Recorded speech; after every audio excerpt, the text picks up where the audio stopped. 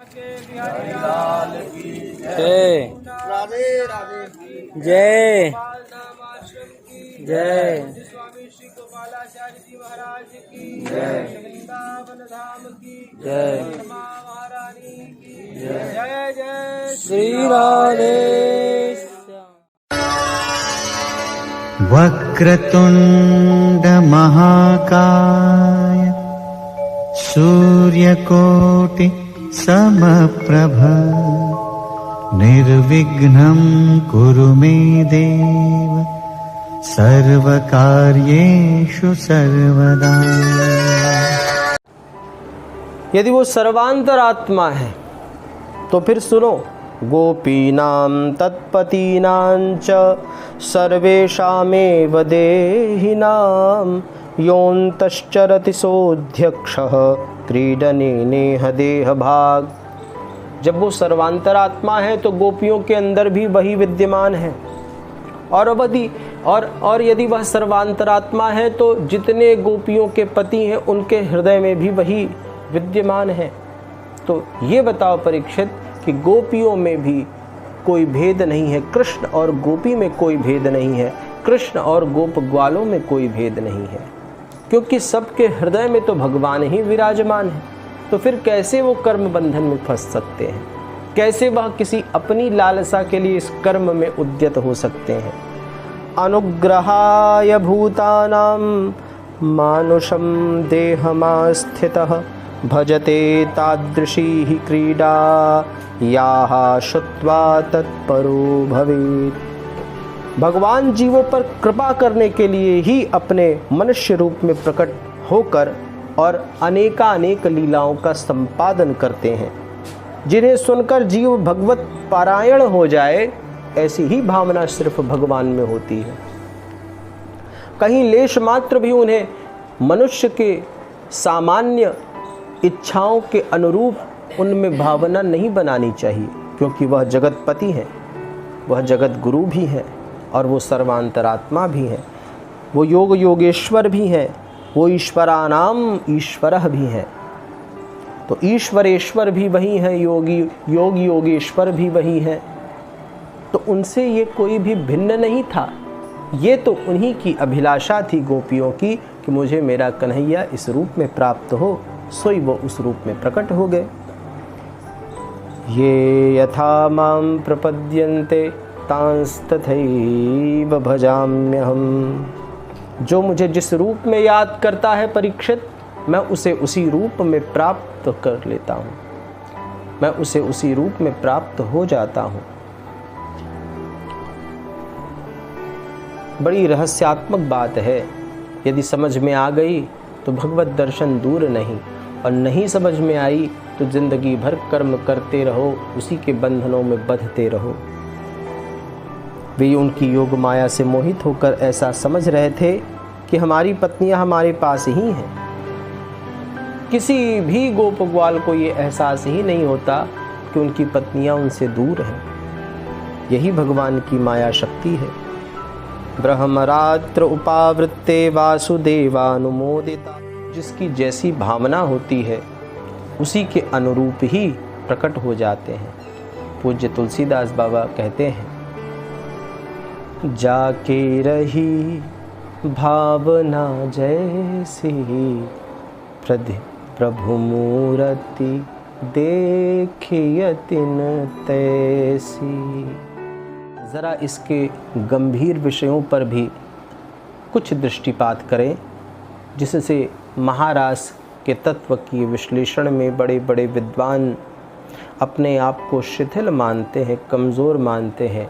उसके कारण, उसके रहस्यों पर भी ध्यान देना आवश्यक है। तो कुछ उसी तत्वों को निवेदन आपके सामने करने का प्रयास। श्रीमद् भागवत में ये जो रास लीला भगवान ने की है, वह 5 अध्याय में की है। उसके 5 प्राण माने जाते हैं। भगवान श्री कृष्ण की परम अंतरंग लीला निज स्वरूप भूता गोपिकाओं और ह्लादनी शक्ति श्री राधा जी के साथ होने वाली भगवान की दिव्याति दिव्य क्रीड़ा इन अध्यायों में वर्णित की गई है। रास शब्द का मूल रस और रस स्वयं भगवान श्री कृष्ण ही है। कहा जाता है रसो वै सह, वही रास रासेश्वर के विषय में रसो वै सह। जैसे दिव्य क्रीड़ा में एक ही रस अनेक रसों के रूप में होकर अनंत अनंत रस और समास्वादन करने का एहसास हो, वही महारास है। एक रस ही रस समूह के रूप में प्रकट होकर स्वयं वाद्यक, आस्वाद्य और आस्वादक इन दोनों का स्वरूप प्रकट हो जाए, वही रास है। लीलाधाम और विभिन्न आलंबन एवं उद्दीपन के रूप में क्रीड़ा करे, उसका नाम रास है। भगवान की यह दिव्य लीला भगवान की दिव्य धाम में दिव्य रूप से निरंतर हुआ करती है। आज भी श्री धाम वृंदावन में न जाने कितने सिद्ध महात्मा भगवान की अनन्य भक्ति करके हर पल उस महारास की ही अनुभूति करते हैं। ये आत्मा और परमात्मा के मिलन रूपी स्वरूप का नाम है। जब कोई भक्त भगवान को प्राप्त हो जाता है, भगवान की कृपा दृष्टि से वह इस योग्य हो जाता है कि वो भी भगवत स्वरूप हो जाए, तो उस स्थिति, उस अवस्था के क्रम को महारास कहते हैं, क्योंकि वो भी उसी परमानंद में प्रवेश कर चुका है। उसी का नाम रास है।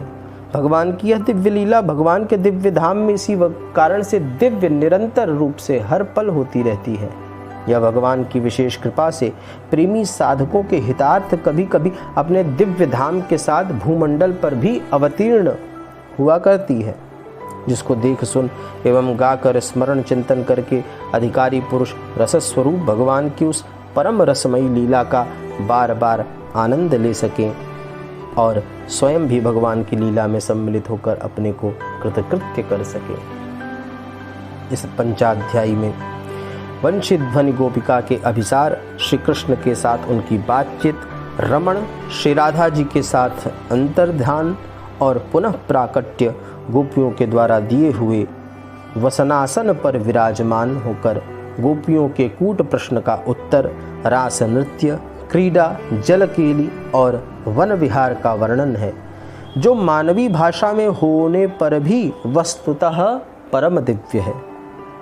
समय के साथ ही मानव मस्तिष्क भी पलटता रहता है। कभी अंतर्दृष्टि की प्रधानता हो जाती है और कभी बहिर्दृष्टि की। आज का युग ऐसा ही है, जिसमें भगवान की दिव्य लीलाओं की बात तो क्या, स्वयं भगवान के अस्तित्व पर ही कभी कभी अविश्वास प्रकट किया जाता है।